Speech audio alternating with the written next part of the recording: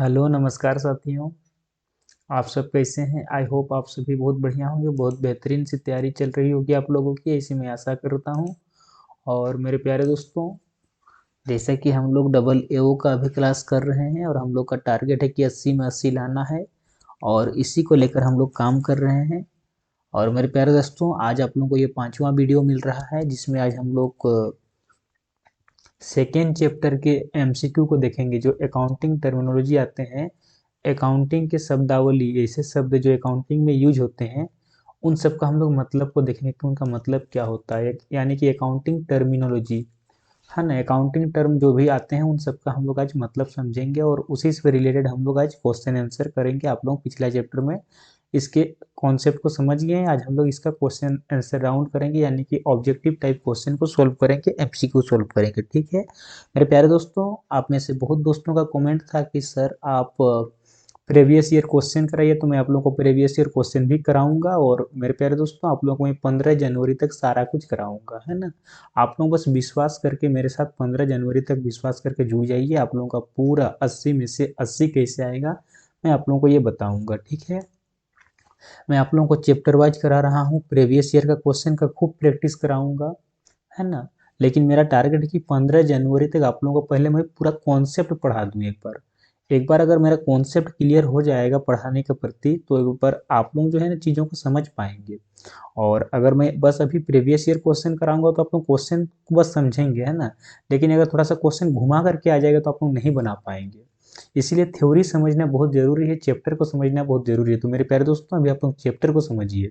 मैं बीच बीच में आप लोगों के लिए प्रीवियस ईयर क्वेश्चन भी लेके आ रहा हूँ, है ना। लेकिन आप लोग जो है पहले चीज़ों को समझिए, चैप्टर को समझिए, चैप्टर का कॉन्सेप्ट क्लियर कीजिए। जैसे ही आपका चैप्टर का कॉन्सेप्ट क्लियर हो जाएगा, उसके बाद आप लोगों से कैसो भी क्वेश्चन घुमा करके पूछे, आप लोग उसका सही आंसर कर पाएंगे। ठीक है, तो इसीलिए मैं अधिक दिन नहीं मांग रहा हूँ आप लोगों को। मैं बस आप लोगों को 15 जनवरी तक का टाइम मांग रहा हूँ। 15 जनवरी तक का टाइम दीजिए चैप्टर पढ़ाने और चैप्टर वाइज एमसीक्यू कराने के लिए। ठीक है, और एक बार चैप्टर वाइज एमसीक्यू को जैसे ही कर लेंगे, उसके बाद हम लोग बस प्रीवियस ईयर क्वेश्चन और एक्सपेक्टेड क्वेश्चन का ही प्रैक्टिस करेंगे। 16 जनवरी से मैं आप लोगों को थ्योरी नहीं पढ़ाऊंगा, मैं आप लोगों को चैप्टर वाइज नहीं पढ़ाऊंगा, मैं आप लोगों को कॉन्सेप्ट नहीं पढ़ाऊंगा। बस मैं आप लोगों को प्रीवियस ईयर क्वेश्चन और जो लेटेस्ट एग्जाम में क्वेश्चन आ रहे हैं और जैसा आने का संभावना है एक्सपेक्टेड क्वेश्चन, बस उनको कराऊंगा, लेकिन कॉन्सेप्ट के साथ पढ़ाऊंगा। तो मेरे प्यारे दोस्तों, अभी आप लोगों को 15 जनवरी तक चैप्टर पढ़िए, क्योंकि आप लोगों के पास बहुत टाइम, बहुत कम भी नहीं है और बहुत ज़्यादा भी नहीं है। तो मैं आप लोगों को बस 15-20 दिन टाइम ले रहा हूँ चैप्टर पढ़ाने के लिए। ठीक है, ताकि चैप्टर को एक बार समझ जाइए, उसके बाद हम लोग हर एक क्वेश्चन को गहराई से समझ पाएंगे। अगर क्वेश्चन घुमा करके भी आता है तो उसका आप लोग सटीक आंसर कर पाएंगे। ठीक है, तो इसीलिए पहले मैं आप लोगों को चैप्टर पढ़ा रहा हूँ। ठीक है, तो आप लोगों को बीच बीच में मैं प्रीवियस ईयर क्वेश्चन भी कराऊंगा, एक्सपेक्टेड क्वेश्चन भी कराऊंगा, लेकिन पहले एक बार आप लोग शिद्दत से 15 दिन, 15-16 दिन का टाइम है, अधिक दिन हम लोग के पास बचा हुआ नहीं है। तो 15 जनवरी तक का टाइम मांग रहा हूँ, उतना दिन में पहले एक बार चैप्टर को कॉन्सेप्ट क्लियर कर लीजिए। ठीक है, तो चलिए हम लोग देखते हैं सेकेंड चैप्टर, जिसका नाम है basic accounting term and terminology. और इससे जो जो एमसीक्यू ऑब्जेक्टिव टाइप क्वेश्चन बन सकते हैं, हम लोग आज इसको डिस्कशन करते हैं। लगभग हम लोग इसमें आज 45 क्वेश्चन का डिस्कशन करेंगे। 45 क्वेश्चन अगर आप अच्छे से कर लिए तो सेकेंड चैप्टर में इससे बाहर और क्वेश्चन नहीं आएगा। तो देखिए पहला क्वेश्चन क्या है। पहला क्वेश्चन है कि माल का अर्थ क्या होता है। बताना है आप लोगों को कि what is the meaning of goods. Goods का क्या मतलब होता है, माल का क्या मतलब होता है। तो देखिए, माल का सीधा सीधी मतलब होता है कि क्रय विक्रय की जाने वाली वस्तु, यानी कि जिस वस्तु का हम लेन देन कर रहे हैं, क्रय विक्रय कर रहे हैं, वही वस्तु हमारे लिए माल कहलाएगी। ठीक है, ऑप्शन नंबर ए करेक्ट हो जाएगा। चलिए देखते हैं next question, question number 2। Question number 2 में कहा जा रहा है, बताना है कि इनमें से कौन चालू संपत्ति नहीं है। बताना है आप लोगों को कि कौन सा है जो करेंट एसेट्स नहीं है। तो करेंट एसेट्स अगर नहीं है तो नॉन करेंट एसेट्स होगा। तो कौन कौन सा, देखिए इसमें furniture, option number C correct हो जाएगा, क्योंकि बाकी जो संपत्तियां हैं ये करेंट एसेट्स है, यानी कि चालू संपत्ति है, लेकिन फर्नीचर चालू संपत्ति नहीं है। आप लोगों के मन में आ रहा होगा कि चालू संपत्ति किसे कहते हैं। तो चालू संपत्ति उसे कहते हैं जिसको हम लोग तुरंत पैसा के फॉर्म में कन्वर्ट कर सकते हैं, है ना, और जिसका लाइफ टाइम बहुत कम होता है। और नॉन करेंट एसेट्स यानी कि गैर चालू संपत्ति उसको कहते हैं जो बहुत लंबे समय तक चलते हैं। तो जैसे कि फर्नीचर, फर्नीचर बहुत लंबे समय तक चलते हैं, तो ये हम लोगों का चालू संपत्ति नहीं है बल्कि अस्थायी संपत्ति यानी कि गैर चालू संपत्ति है। ऑप्शन नंबर सी करेक्ट हो जाएगा। ठीक है, चलिए देखते हैं दोस्तों नेक्स्ट क्वेश्चन, क्वेश्चन नंबर 3। तो क्वेश्चन नंबर 3 में कहा जा रहा है कि बताना है कि इसमें से कौन सा मूर्त संपत्ति नहीं है। तो मूर्त संपत्ति उस संपत्ति को कहते हैं जो संपत्ति हम लोगों को दिखाई देता है, यानी दिखता भी है और छू भी सकते हैं, देख भी सकते हैं और छू भी सकते हैं। जैसे ये मेरा लैपटॉप है, लैपटॉप को मैं देख भी सकता हूँ और छू भी सकता हूँ, तो ये मेरा क्या संपत्ति है, ये मेरा मूर्त संपत्ति है। तो पूछा है कि कौन सा है जो मूर्त संपत्ति नहीं है। तो देखिए मोटर कार, मोटर कार को हम देख भी सकते हैं, छू भी सकते हैं, तो ये यानी कि ये मूर्त संपत्ति है। स्टॉक, स्टॉक भी मेरा मूर्त संपत्ति है, बिल्डिंग भी मेरा मूर्त संपत्ति है, यानी ख्याति जो है, गुडविल जो है, ये गुडविल हम लोगों का अमूर्त संपत्ति यानी कि इनटेंजिबल एसेट्स है। तो पूछा है कि कौन सा टेंजिबल नहीं है, तो गुडविल हम लोगों का टेंजिबल नहीं है बल्कि ये इंटेंजिबल है ना। क्यों? क्योंकि गुडविल को ना हम लोग छू सकते हैं और ना ही देख सकते हैं, बस महसूस कर सकते हैं। ठीक है, अब देखते हैं क्वेश्चन नंबर 4। क्वेश्चन नंबर 4 में कहा जा रहा है, बताना है आप लोगों को कि ट्रेड डिस्काउंट, जो ट्रेड डिस्काउंट है किस टाइम दिया जाता है। तो मेरे प्यारे दोस्तों आप लोगों को मैंने कल का पिछला वीडियो में बताया था, है ना, कि ट्रेड डिस्काउंट कब देते हैं। तो जब माल का बिक्री होता है उस टाइम दिया जाता है, यानी कि जब हम लोगों का बिक्री होता है यानी कि बिक्री करते हैं, सेल्स करते हैं, उस टाइम देते हैं, है ना। तो ऑप्शन नंबर 20 का करेक्ट हो जाएगा। चलिए देखते हैं next question, question number 5। Question number 5 में कहा जा रहा है कि कैश डिस्काउंट, कैश डिस्काउंट किस टाइम दिया जाता है ना। तो कैश डिस्काउंट हम लोग तब देते हैं जब हम लोग भुगतान करते हैं यानी कि पेमेंट करते हैं ना, जब कैश पेमेंट करते हैं या फिर किसी भी मोड में अगर पेमेंट कर रहे हैं तो मिलेगा कैश डिस्काउंट, और जब लेन देन हो रहा है तो मिलता है ट्रेड डिस्काउंट। ऑप्शन नंबर 20 का करेक्ट हो जाएगा। चलिए देखते हैं दोस्तों नेक्स्ट क्वेश्चन, क्वेश्चन नंबर 6। देखिए मैं ये सारा कुछ आप लोगों को पढ़ाया है मैंने, ठीक है, पिछला वीडियो में। आप लोग अगर पिछला वीडियो नहीं देखे हैं तो इसका पिछला वीडियो जिसमें मैंने इसका बेसिक कॉन्सेप्ट बताया है, थ्योरिकल थ्योरी पढ़ाया है, तो उस चीज़ को एक बार देख लीजिएगा। ठीक है, थ्योरिकल पोर्शन देखिए 6 नंबर में क्या कहा जा रहा है कि कार्यशील पूंजी यानी कि वर्किंग कैपिटल का फॉर्मूला क्या होता है। तो कार्यशील पूंजी का जो फॉर्मूला होता है current assets minus current liability, यानी कि ऑप्शन नंबर ए करेक्ट हो जाएगा। ठीक है, चलिए देखते हैं क्वेश्चन नंबर 7। क्वेश्चन नंबर 7 में कहा जा रहा है, बताना है कि करेंट एसेट्स क्या है, इसमें से कौन सा है जो करेंट एसेट्स है। तो भूमि, भूमि तो करंट एसेट्स नहीं है क्योंकि बहुत दिन तक चलता है, भवन, भवन भी बहुत दिन तक चलता है, फर्नीचर मशीनरी भी बहुत दिन तक चलता है, यानी कि स्टॉक जो है, स्टॉक हम लोगों का करंट एसेट्स है। क्यों? क्योंकि ये बहुत कम दिन तक चलता है और हम लोग इसको जल्द ही पैसा में कन्वर्ट कर सकते हैं, तुरंत बेच दिए तो पैसा में कन्वर्ट हो जाएगा। नेक्स्ट देखते हैं, बताना है कि कौन सा चालू दायित्व है यानी कि करंट लायबिलिटी है। तो मेरे प्यारे दोस्तों करंट लायबिलिटी वह लायबिलिटी है जिसका हम लोग भुगतान यानी कि जिसका हम लोग को जो दायित्व हम लोग का बहुत कम समय तक के लिए रहता है, तुरंत कर दिए पेमेंट तो तुरंत उसका दायित्व खत्म, यानी कि ऑप्शन नंबर 1 सही हो जाएगा, क्रेडिटर्स। ठीक है, चलिए देखते हैं next question, question number 9। Question number 9 में कहा जा रहा है कि अरुण एक किताब विक्रेता है, अरुण जो है एक किताब विक्रेता यानी कि बुक सेलर है, और कौन सी मद उसके लिए व्यापार के लिए माल होगी, यानी कि उसका माल क्या कहलाएगा। तो देखिए जो जिस चीज का लेन देन करता है वह वस्तु उसके लिए माल कहलाती है। तो अरुण जो एक किताब दुकान में मतलब एक उसका किताब विक्रेता है, किताब बेचता है, तो किताब उसके लिए माल कहलाएगी, है ना।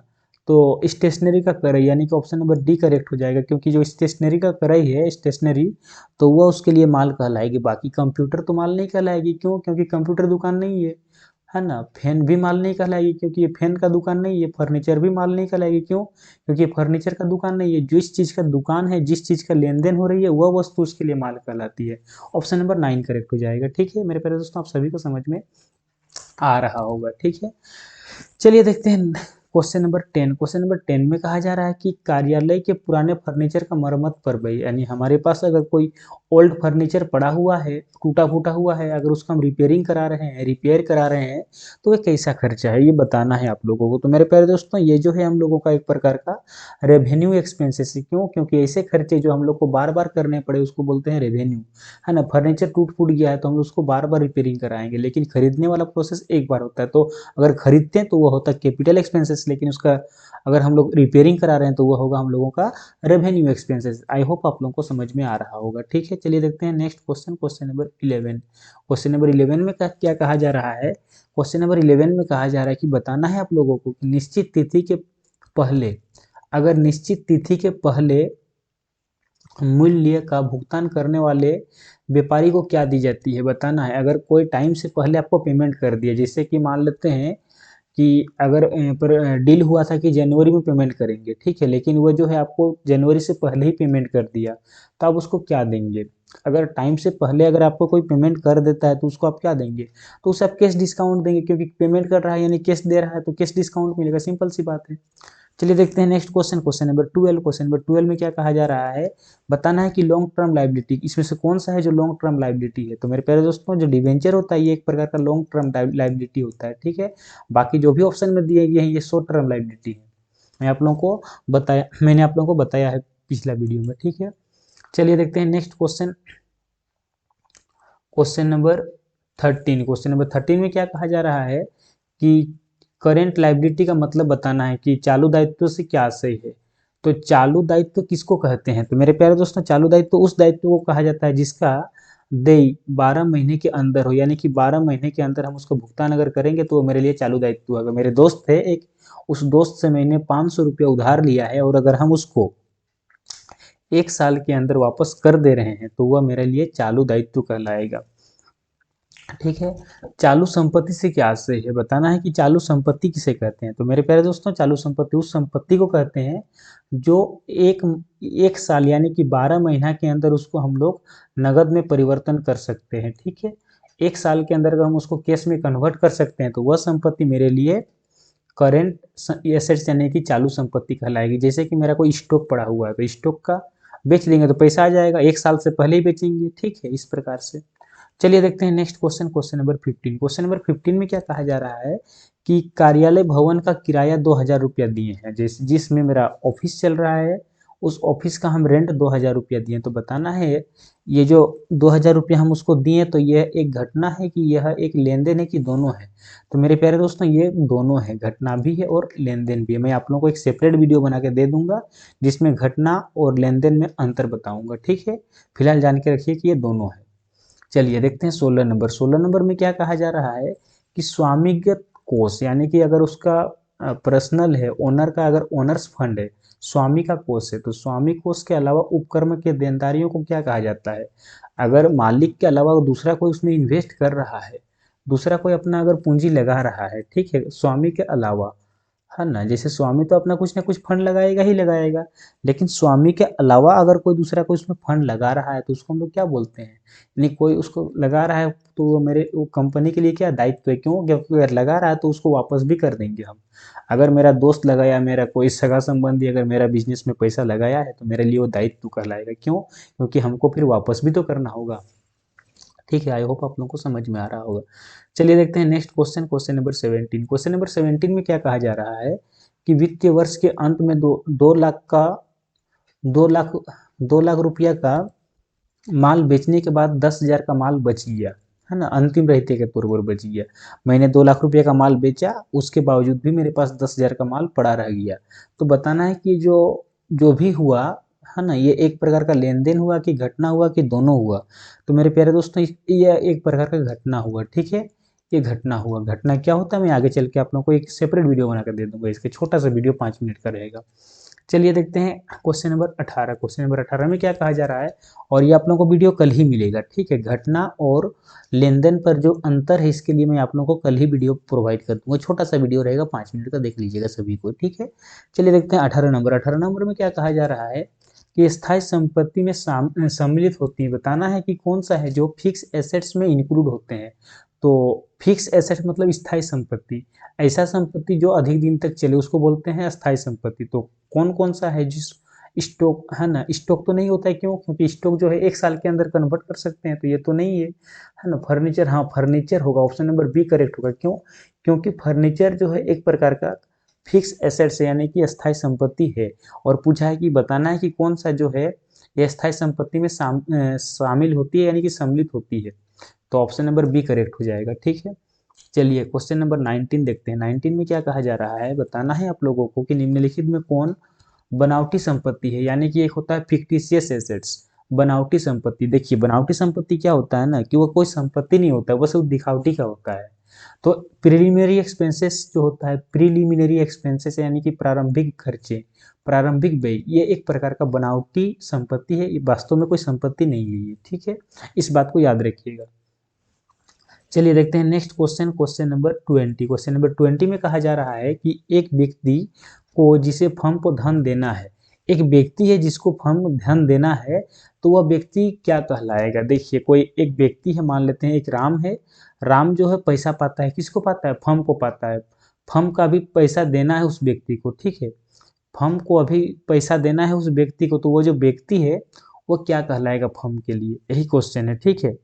तो वह क्या कहलाएगा, एक प्रकार का सेलर कहलाएगा, क्योंकि देखिए कोई सेल किया है, कोई सेल किया है और हम खरीद के लाए हैं और उसको हम पैसा दिए नहीं है, तो पैसा देंगे, यानी वो व्यक्ति मेरे लिए सेलर कहलाएगा, ठीक है। और इसको हम लोग आगे समझेंगे और घबराने की कोई बात नहीं, पर आप लोगों को आई होप समझ में आ गया होगा। चलिए देखते हैं next question number 21। Question number 21 में कहा जा रहा है, बताना है आप लोगों को कि किसी समय के दौरान व्यय पर आय की अधिक्य को कहते हैं। अगर किसी भी टाइम अगर व्यय पर आय की अधिक्यता होती है ना, आय जो है अधिक्य होती है, आय की अधिकता, यानी कि अगर इनकम जो है, इनकम अगर ज़्यादा हो रहा है किससे, एक्सपेंडिचर से, खर्चे से अगर आय ज़्यादा हो रहा है तो उसको हम लोग क्या बोलते हैं। तो मेरे प्यारे दोस्तों आप लोगों को सबको पता है, आप लोग सब गणित पढ़े हुए हैं, गणित पढ़ने के बाद यहाँ पे पहुंचे हुए हैं, तो आप सबको पता है कि उसको हम लोग लाभ कहते हैं। अगर हम लोग का इनकम ज़्यादा हो रहा है एक्सपेंडिचर से तो उसको हम लोग क्या बोलते हैं, लाभ बोलते हैं। ऑप्शन नंबर ए करेक्ट हो जाएगा, ठीक है। चलिए देखते हैं next question, question number 22। Question number 22 में क्या कहा जा रहा है कि क्वेश्चन नंबर 22 में कहा जा रहा है कि संपत्तियां जिन्हें अल्प अवधि में नकद में परिवर्तन किया जा सकता है, यानी कम टाइम में उसको हम लोग कन्वर्ट कर सकते हैं, किस में, कैश में, तो ऐसे संपत्तियों को हम लोग क्या कहते हैं। तो मेरे प्यारे दोस्तों ऐसे संपत्तियों को हम लोग तरल संपत्ति कहते हैं, यानी कि हम लोग लिक्विड एसेट्स कहते हैं या फिर करंट एसेट्स कहते हैं। करंट एसेट्स और लिक्विड एसेट्स लगभग एक ही चीज होता है, ठीक है। देखिए 23 नंबर देखिएगा, 23 नंबर में क्या कहा जा रहा है कि अमूर्त संपत्ति है, बताना है इसमें से कौन सा है जो इंटेंजिबल एसेट्स है, अमूर्त। अमूर्त संपत्ति उस संपत्ति को कहते हैं जो हम लोगों को दिखाई नहीं देता, यानी कि गुडविल जो है ये हम लोगों को दिखाई नहीं देता और हम लोग इसको छू भी नहीं सकते हैं। जिसको छू सकें और देख लिए वो हम लोगों का मूर्त संपत्ति होगा, और जिसको हम लोग देख भी नहीं सकते हैं और छू भी नहीं सकते हैं उसको हम लोग अमूर्त, यानी कि हार्डवेयर और सॉफ्टवेयर का उदाहरण ले सकते हैं इसमें, ठीक है। हार्डवेयर को हम लोग मान सकते हैं कि टेंजिबल है और सॉफ्टवेयर को हम लोग मान सकते हैं कि इनटेंजिबल है, तो इस प्रकार से आप लोग मान सकते हैं, ठीक है। चलिए अब देखते हैं next question, question number 24। Question number 24 में कहा जा रहा है कि चालू दायित्व है, बताना है कि करंट लायबिलिटी क्या है और इसमें से कौन सा है जो करंट लायबिलिटी है। सॉरी, बिल्स पेबल, बिल्कुल बिल्स पेबल है। आउटस्टैंडिंग एक्सपेंसेस बिल्कुल है। क्रेडिटर्स ये भी है, तो ऑल ऑफ दी अबव इसका सही हो जाएगा, ऑप्शन नंबर डी इसका सही हो जाएगा, ठीक है, ऑल ऑफ दीज।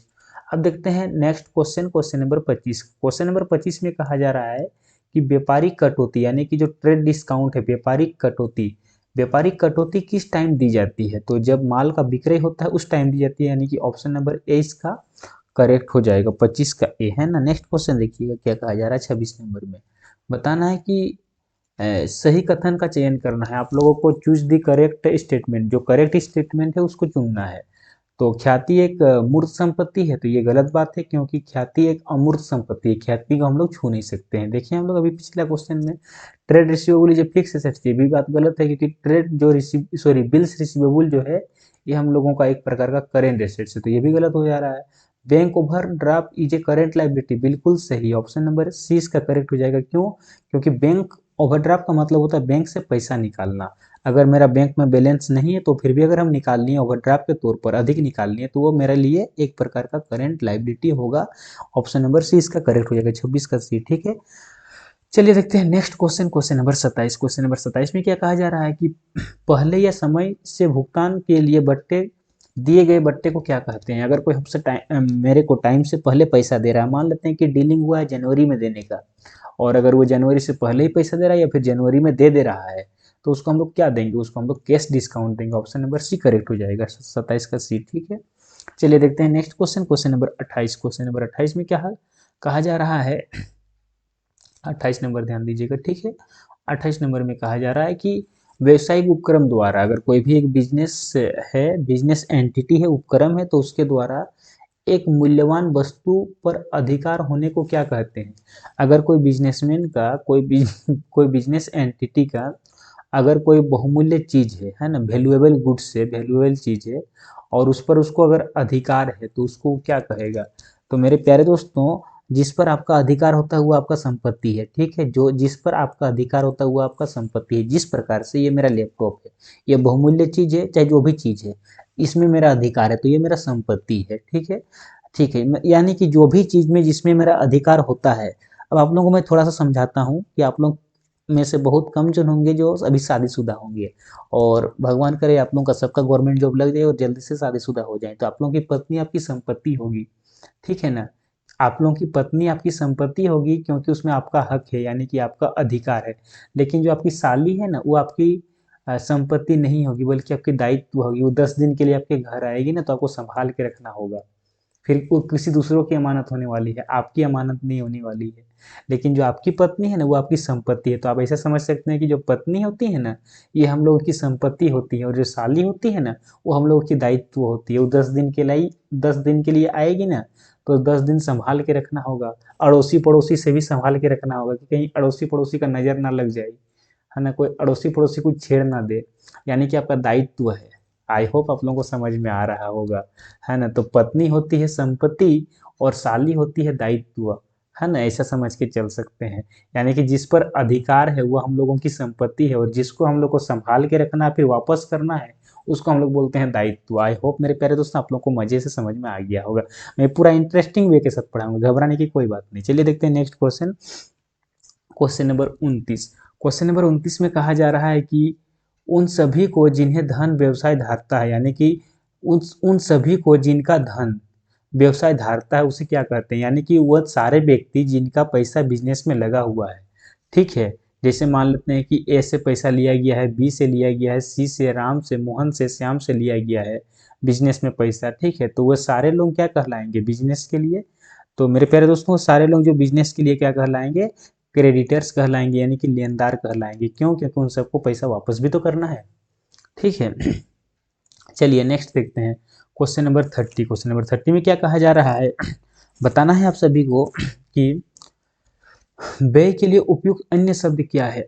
एक्सपेंडिचर का एक सिनोनिम्स बताना है, ठीक है, यानी कि उसका सेम दूसरा शब्द। तो एक्सपेंडिचर को हम लोग और किस नाम से जान सकते हैं? तो मेरे प्यारे दोस्तों, एक्सपेंसेस को हम लोग हानि के नाम से भी जानते हैं, यानी कि 30 का डी हो जाएगा 30 का डी, ठीक है। एक होता है एक्सपायर्ड कॉस्ट, तो समापन लागत, ये भी होता है ना। तो इसमें एक ऑप्शन इसका बोथ होना जरूरी था, बोथ। अगर बोथ रहता तो ज़्यादा उचित होता, ठीक है, क्योंकि ये भी होता है और ये भी होता है ना, एक्सपायर्ड कॉस्ट। चलिए देखते हैं next question. Question number 31। Question number 31 में क्या कहा जा रहा है? बताना है आप लोगों को कि लेन देन का अर्थ क्या होता है, ट्रांजेक्शन का मतलब क्या होता है। तो ट्रांजेक्शन का मतलब होता है माल एवं वस्तु, है ना, माल एवं सेवाओं का मुद्रा में विनिमय। लेन देन का मतलब होता है चीजों को पैसे के साथ बेचना, है ना। एक वस्तु को दूसरे वस्तु के साथ बेचना नहीं। अगर एक वस्तु को दूसरे वस्तु के साथ बेचना, तो उसको हम लोग बोलते हैं वस्तु विनिमय प्रणाली, वस्तु विनिमय, यानी कि बाटर सिस्टम। लेकिन अगर चीजों को हम पैसे के साथ बेच रहे हैं तो उसको हम लोग बोलते हैं लेन देन, यानी कि ट्रांजेक्शन, ठीक है। आई होप मेरे प्यारे दोस्तों आप लोगों को समझ में आ रहा होगा। चलिए देखते हैं 32 नंबर क्वेश्चन। क्वेश्चन नंबर 32 यानी कि 32 नंबर। 32 नंबर में क्या है? ध्यान दीजिएगा कि व्यवसायिक उपक्रम द्वारा एक मूल्यवान वस्तु जिस पर अधिकार देने को कहा जाता है, अधिकार देने को कहा जाता है, यानी अगर कोई एक वस्तु है जिस पर बिजनेस को, यानी कि बिजनेस एंटिटी को अगर अधिकार प्राप्त है, तो अभी हम लोग देखे थे कि वाइप अगर है तो वो हम लोग की संपत्ति, यानी कि जिस पर अधिकार वो संपत्ति, है ना। ये हम लोग, ये क्वेश्चन रिपीट हो गया पर कोई बात नहीं, रिपीट हो गया तो कोई बात नहीं, रिवीजन हो गया, ठीक है। अब देखते हैं 33 नंबर। 33 नंबर में क्या कहा जा रहा है? बताना है आप लोगों को कि विनिर्माणी संस्था में माल होता है। अगर कोई मैन्युफैक्चरिंग कंसर्न है, अगर कोई मैन्युफैक्चरिंग ऑर्गेनाइजेशन है, तो उसके लिए माल क्या कहलाएगा? जहाँ देखिए, मैन्युफैक्चरिंग किसे कहते हैं? मैन्युफैक्चरिंग संस्था उसे कहते हैं जहाँ पर चीजें बनती है। जैसे ये कलम जहाँ पर बना है ना, जहाँ पर चीजें बनती है उसको बोलते हैं मैन्युफैक्चरिंग, यानी कि जहाँ पर चीजें का निर्माण होता है। तो उसके लिए माल किस चीज को वो माल कहेगी, है ना। तो वैसी संस्थाएं माल किसे कहेंगी, वैसी संस्थाएं माल कहेंगी कच्चे माल को। बिल्कुल सही, कच्चे माल आएंगे तभी जाके प्रोडक्ट बनेगा। निर्मित माल बिल्कुल फिनिश गुड्स, और होता है वो वर्क इन प्रोग्रेस। इन तीनों को कहा जाता है, यानी कि ऑल ऑफ दी अबव इसका करेक्ट हो जाएगा, ऑल ऑफ दीज। मैं आगे चल के पढ़ाऊंगा कि माल 3 प्रकार का होता है, एक रॉ मटेरियल होता है, एक होता है फिनिश गुड्स, एक होता है सेमी फिनिश गुड्स, और सेमी फिनिश गुड्स को ही बोला जाता है वर्क इन प्रोग्रेस। ठीक है, तो 3 प्रकार की माल होती है, तो तीनों प्रकार के माल को वो माल ही कहेगा। चलिए देखते हैं next question, question number 34। Question number 34 में कहा जा रहा है कि फर्नीचर की दुकान के लिए, अगर एक कोई फर्नीचर का दुकान है या फिर फर्नीचर जहाँ पर लकड़ी का दुकान है, तो उसके लिए माल क्या होगा, तो उसके लिए माल वो किस चीज को माल कहेगा, है ना। और बताना है कि अगर कोई फर्नीचर का दुकान है, तो अगर वो फर्नीचर क्रय करता है, तो फर्नीचर का अगर दुकान होगा तो उसका माल क्या कहलाएगा, फर्नीचर को माल कहेगा वो। सिंपल सी बात है। तो फर्नीचर को क्रय को क्या कहेगा वो, तो कोई भी अगर फर्नीचर का दुकान है, तो अगर फर्नीचर फर्नीचर का क्रय कर रहा है तो उसको क्या कहेगा, माल कहेगा, यानी कि ऑप्शन नंबर 1। ठीक है, चलिए 35 नंबर का आंसर दीजिएगा। 35 नंबर में कहा जा रहा है आप लोगों से 35 नंबर में कहा जा रहा है कि स्वामी द्वारा व्यवसाय में लगाए गए धन को क्या कहते हैं। अगर स्वामी अपने बिजनेस में जो धन लगाता है उसे पूंजी कहते हैं।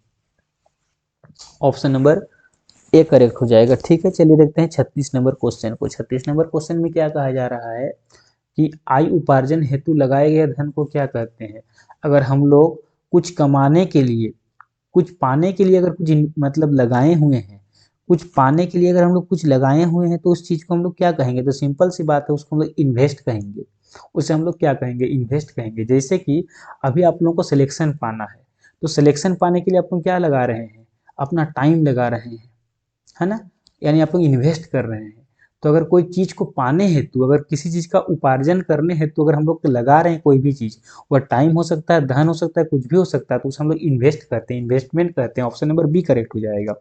आई होप मेरे प्यारे दोस्तों आप सभी को इंजॉय आ रहा होगा। ठीक है, चीजों को हम लोग इंजॉय के साथ पढ़ेंगे। देखिए 37 नंबर में कहा जा रहा है कि चालू संपत्ति शब्द में सम्मिलित है। तो चालू संपत्ति में क्या क्या सम्मिलित होता है, डेटर्स डेटर्स होता है, स्टॉक स्टॉक भी होता है, कैश भी होता है, यानी कि ऑल ऑफ दीज हो जाएगा। ऑप्शन नंबर डी इसका करेक्ट हो जाएगा। ठीक है, चलिए देखते हैं next question, question number 38। Question number 38 में कहा जा रहा है कि आप लोगों को बताना है कि चालू संपत्ति शब्द में शामिल होता है।